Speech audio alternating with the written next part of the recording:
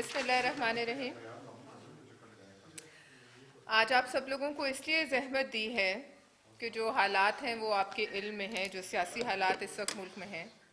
इसके अलावा आपकी तवज्जो मबजूल कराना चाहते हैं एक बहुत खौफनाक साजिश की तरफ, जिसके ताने बाने जो हैं वज़ीर आज़म हाउस से मिलते हैं, जिसके ताने बाने हुकूमती जमात जो इक़्तिदार में है उससे मिलते हैं। और वो साजिश ये है कि अपने इक़्तिदार को दवाम देने के लिए और नो कॉन्फिडेंस मोशन को नाकाम बनाने के लिए पाकिस्तान की सड़कों पर, पार्लियामेंट के सामने, इस्लामाबाद की सड़कों पर खून खराबा करवाया जाए, और इतना करवाया जाए कि मुल्क जो है वो खाना जंगी की तरफ खुदा न खास्ता उसको धकेल दिया जाए। अब सवाल ये है कि ये जो साजिश है ये किसकी ईमा पर हो रही है? क्या ये किसी पाकिस्तान दोस्त की ईमा पर हो रही है, या बैरून मुल्क पाकिस्तानी दुश्मन जो कि जिनकी देरीना ख्वाहिश है कि पाकिस्तान में ऐसे हालात पैदा हों कि पाकिस्तान के कौमी असासों की सालमियत पर सवाल उठे, और जब पाकिस्तान की सड़कों पर दंगा फसाद होगा और हुकूमती ईमा पर होगा तो ज़रूर ये सवाल उठाए जाएंगे। हमारा पाकिस्तान पीपल्स पार्टी का सवाल ये है कि 10 लाख लोग जो कि हुकूमती दावा है उसको यहाँ लाने का खर्चा कौन उठा रहा है, उसकी फंडिंग कहाँ से हो रही है, उसके पीछे कौन सी बैरूनी मुल्क जो हैं कुव्वतें हैं और जिनके ये आलाए कार बन रहे हैं। अपोजिशन को एक आईनी हक इस्तेमाल करने के जवाब में ये कहते हैं कि आप जो है बैरून मुल्क कुव्वतों के आलाए कार हैं, तो हम ये पूछते हैं कि पाकिस्तान की सड़कों पर जो खून खराबे का मंसूबा है उसके पीछे कौन से पाकिस्तान दोस्त हैं, हमें ये बताया जाए। इस तमाम एक्सरसाइज का खर्चा क्या पाकिस्तान तहरीक इंसाफ देगी? क्या हुकूमत पाकिस्तान स्टेट के वसाइल से देगी? क्या कोई अपनी जेब से देगा? ये फंडिंग कहाँ से आएगी? ये बहुत बड़ा सवालिया निशान है। दूसरी बात, वो जमात जो फॉरेन फंडिंग केस का आज तक जवाब नहीं दे सकी और एक अदालत से दूसरी अदालत में स्टेज के पीछे छुपती रही, वो 10 लाख अफराद का खर्चा देने का क्या जवाब देंगे? और हमें इस बात का कवी यकीन है कि इसकी फंडिंग, इस तमाम एक्सरसाइज की फंडिंग भी वहीं से हो रही है जहां से फॉरेन फंडिंग केस की में जिन ममालिक से पीटीआई के लिए फंडिंग आई, इस तमाम एक्सरसाइज का खर्चा भी उन्हीं ममालिक से आया। दूसरी बात यह है कि इस वक्त जो तरगीब दी जा रही है कत्ल की, इस वक्त इलेक्टेड नुमाइंदों के कत्ल की तरगीब देने वालों में वफाकी वज़रा खुद शामिल हैं, जो कहते हैं कि हम बम बांधकर पार्लियामेंट में जाकर फटना चाहते हैं ताकि उनके मुखालिफिन वहां ढेर हो जाएं।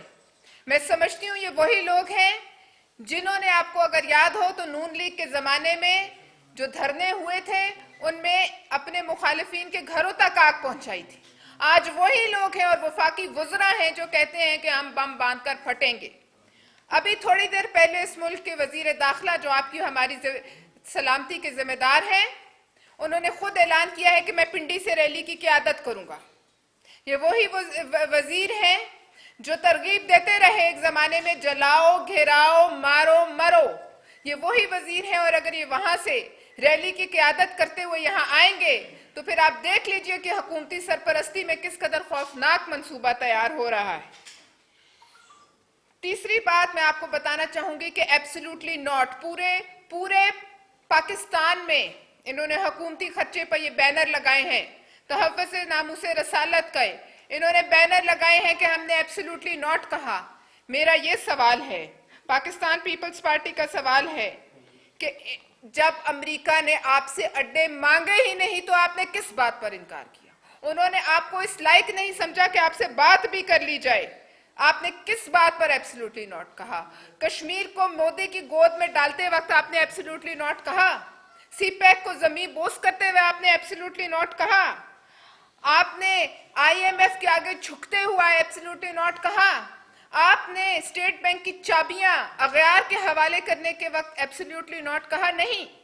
आप तो वो हैं जो चंद दिन पहले तक भारत की जो फॉरेन पॉलिसी है उसकी तारीफ में आप जमीन और आसमान के कलाबे मिलाते रहे कि बहुत आज़ाद है, اور اس واقعے کے چند دنوں بعد کہا آپ نے، جب بھارت نے ایک میزائل پاکستان پر داغا اور بہت سوچ سمجھ کر داغا، آپ کو پھر بھی بھارت کی جو ہے فورن پالیسی وہ بہت آزاد لگی.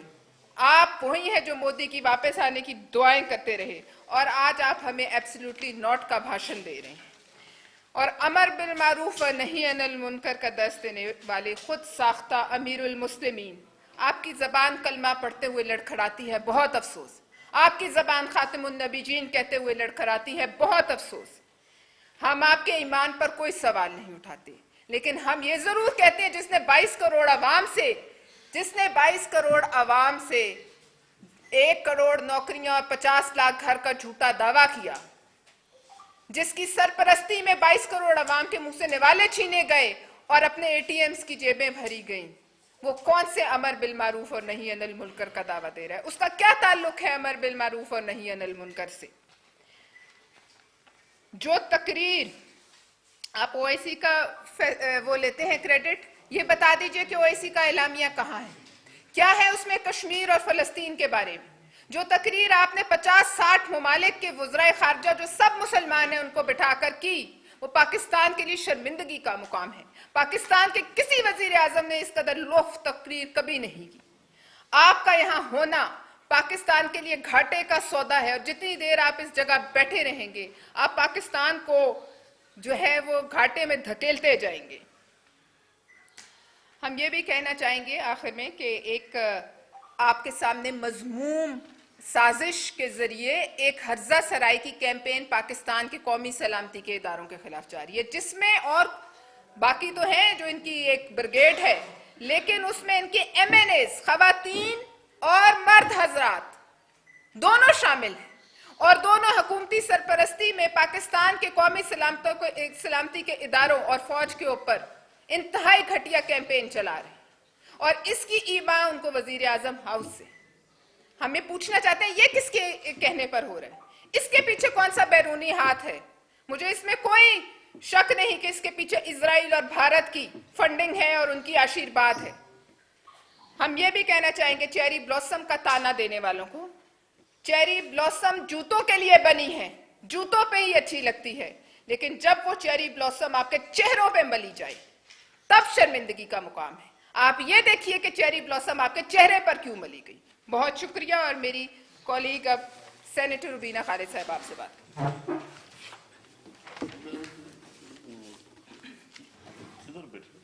بسم اللہ الرحمن الرحیم.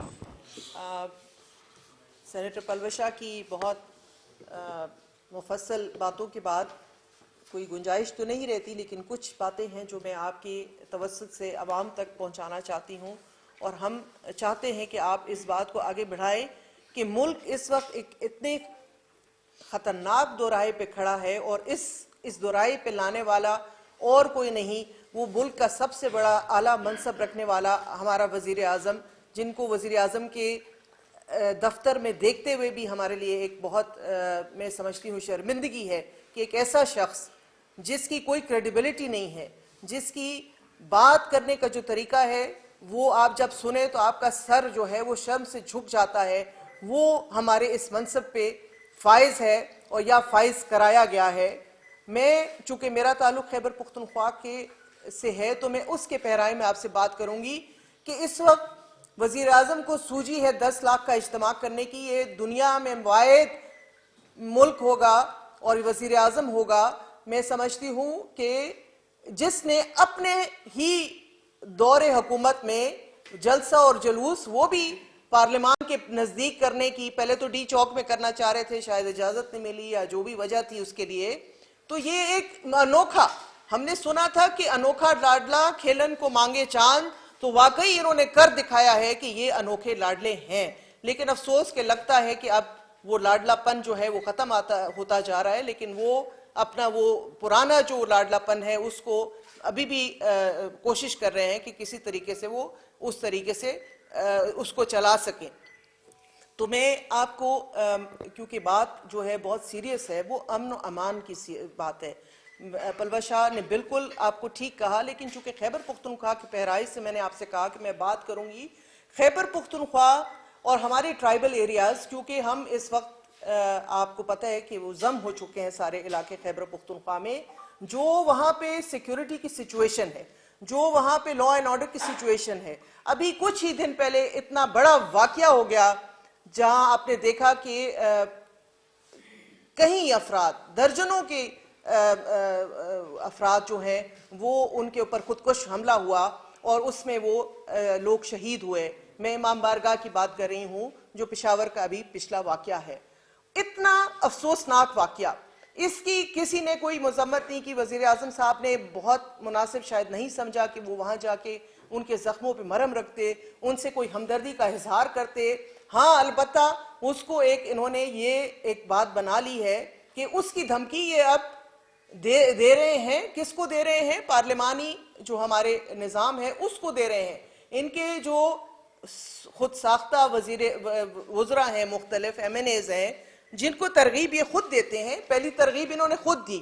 آپ نے دیکھا انہوں نے جلسے میں کہا کہ آپ دیکھیں ایک انڈائریکٹ طریقہ ہوتا ہے, ایک ڈائریکٹ طریقہ ہوتا ہے. اپنا لیڈر جو ہوتا ہے, کسی بھی پارٹی کا لیڈر جو ہوتا ہے, وہ اپنی باتوں سے لوگوں کو جو ہے وہ بتاتا ہے کہ آگے راستہ کیا ہے.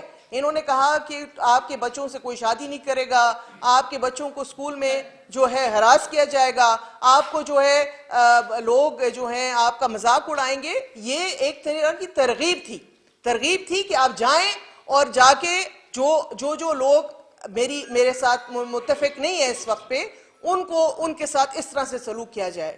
سونے پہ سہاگا جو ہے ان کے وزراء پشاور کے واقعے کو مد نظر رکھتے ہوئے میں آپ کی توجہ اس طرف دلانا چاہتی ہوں کہ ابھی ان کے کفن میلے نہیں ہوئے اور ان کے وزراء کیا فرماتے ہیں کہ ہمارا بس چلے تو ہم خودکش بمبار بنے اور جا کے پارلیمنٹ کو اڑائیں اور پارلیمنٹ کے اندر جو بیٹھے ہوئے ہیں لوگ ان کو اڑا دیں. تو آپ ان کی ذہنیت کا اسی سے اندازہ لگا لیں کہ یہ اگر بس نہیں چلتا آخر میں اور کوئی طریقہ کار رہ نہیں گیا. بھائی پارلیمان ہے, آپ آئیں, اس میں اپنا جس طرح ہمارے چیئرمین بلاول بھٹو صاحب نے کہا تھا کہ 10 لاکھ کا جلسہ کرنے کی کوئی ضرورت نہیں ہے. آپ اپنے نمبر جو ہیں ایم این ایز کے وہ لے آئیں, پارلیمان میں بٹھا دیں اور دکھا دیں کہ جی یہ ہمارے نمبر سے آپ کا ووٹ آف نو کانفیڈنس جو ہے وہ رد کیا جاتا ہے. یہ آپ سے ہو نہیں سکتا. اور آپ چلے ہیں 10 لاکھ لوگ لے کے اسلام آباد لانے کے. وزیر داخلہ بھی جب جیسے کہ پلوت شاہ نے کہا, جب وہ ادھر یہ 4 دن لگیں گے ان کو ادھر یہ جو لے کر آ رہے ہیں ریلی ہے واٹ ایور, تو جو ملک کی جو صورتحال ہے, وزیر داخلہ کا کام نہیں ہے کہ وہ ریلیاں نکالے. وزیر داخلہ کا کام یہ نہیں ہے کہ وہ جلوس کی قیادت کر کے آئے. اور جو یہ ملک کی صورتحال ہے, اس اثناء میں جو بھی واقعات ہوں گے اور یہ واقعات تواتر سے ہو رہے ہیں, اس کی ذمہ داری ہم 100% وزیر داخلہ صاحب کے اوپر ڈالتے ہیں, کیونکہ وہ اپنے جو فرائض ہیں اس کو پورا نہیں کر رہے اور یہ ادھر ادھر کے کاموں میں وہ لگے ہوئے ہیں. پوری حکومتی مشینری بجائے لا اینڈ آرڈر سچویشن کو دیکھنے کے, خیبر پختونخوا کی جو بگڑتی ہوئی صورتحال ہے, بلوچستان کی جو بگڑتی ہوئی صورتحال ہے, اس سب سے جو ہے انہوں نے آنکھیں چرائی ہوئی ہیں اور ایک ہی ان کا مقصد ہے کہ کسی طریقے سے ہم یہ اپنی حکومت بچا لیں. بے شک اپنی حکومت بچائیں, ان کا حق بنتا ہے, لیکن آئینی طریقے سے. ہم نے اجلاس بلایا ہے, پاکستان پیپلز پارٹی نے بھی, آپ نے دیکھا لانگ مارچ کیا, ہم نے آئے اپنا جو موقف تھا وہ رکھا. ہر ایک پارٹی کو یہ حق حاصل ہے کہ وہ موقف رکھے, لیکن حکومتی اراکین کا اس طریقے سے لوگوں کی جو ہے تذلیل کرنا, اس طریقے سے آ کے ٹی وی پہ آ کے جس قسم کی زبان استعمال کی جاتی ہے اس کی ہم مذمت کرتے ہیں. اور ہم اپیل کرتے ہیں پاکستان کی عوام سے کہ یہ شخص جو ہے اور یہ ان کے ساتھ جتنی ٹیم ہے یہ اپنے ہوش و حواس کھو بیٹھی ہے, اور ان کی جو باتیں ہیں, اور خاص کر جو میڈیا سے میری درخواست ہوگی کہ یہ جو ہم دکھا رہے ہیں ٹی وی پہ, نہ اس پہ ہنسنا آتا ہے نہ رونا آتا ہے کہ یہ کیا بول رہے ہیں, ملک کی کیا حالت ہے, آپ کی سرحدوں کی کیا حالت ہے, اور آپ کی جو باتیں ہیں وہ کس قسم کی ہیں. تو مہربانی کریں, ہم پہ رحم کریں اور ہماری جان چھوڑ دیں. مہربانی. جی بالکل.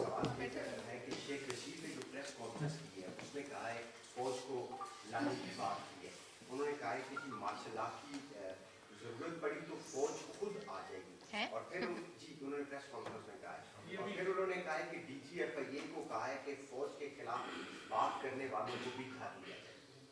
سب سے پہلے اپنے وزیروں کو دھریں, خاتون ایم این اے جو بولتی رہی ہیں ان کی آن ریکارڈ ہے, ان کو دھریں. اور جنہوں نے چیری بلاسم کے ایڈ لگائے ہیں ان کو دھریں. بہت سے ایسے لوگ ہیں جو کھلم کھلا سوشل میڈیا پر یہ کیمپین چلا رہے ہیں.